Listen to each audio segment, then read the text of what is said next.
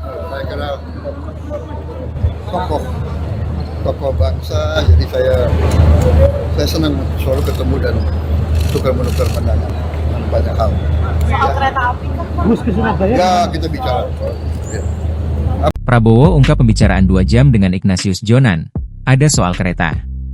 Presiden Prabowo Subianto mengungkapkan isi pembicaraan dengan ex-direktur utama, Dirut, PT Kereta Api Indonesia, KAI, Persero, Ignatius Jonan selama 2 jam lamanya pada Senin, 3 November 2025, kemarin. Prabowo menyebut, pertemuannya membicarakan banyak hal. Ia tidak menampik bahwa isu transportasi, termasuk proyek WOS, menjadi bagian dari pembicaraan.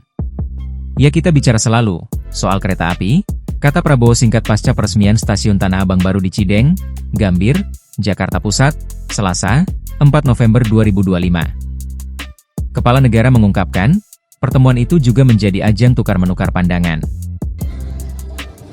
Saya kira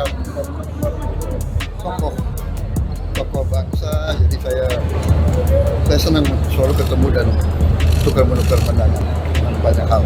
Soal kereta api kan? Bus ke Surabaya. Ya, kita bicara. Ya. Apa? Hah?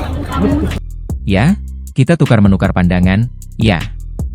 Beliau, saya kira, tokoh bangsa. Jadi, saya senang selalu ketemu dan tukar-menukar pandangan dalam banyak hal, ucap Prabowo.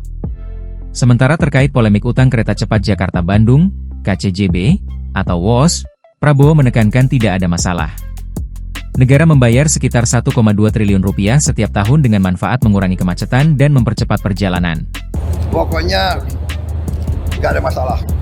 Karena itu kita harus bayar 1,2 triliun setahun. Tapi manfaatnya mengurangi macet, mengurangi polusi, mempercepat perjalanan. Ini semua harus dihitung, ya.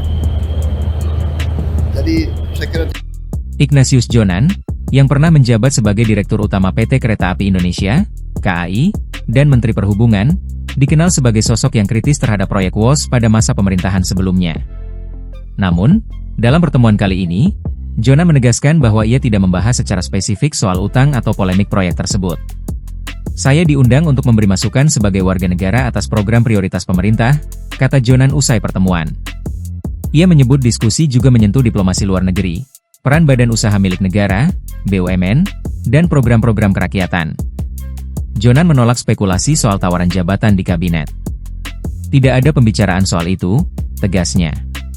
Pertemuan ini diprakarsai oleh Sekretaris Kabinet Teddy Indrawijaya dan berlangsung secara tertutup. Namun, keterbukaan Prabowo dalam menyampaikan isi diskusi menunjukkan pendekatan yang lebih inklusif terhadap masukan teknokrat sipil. Download Tribun X sekarang, menghadirkan lokal menjadi Indonesia.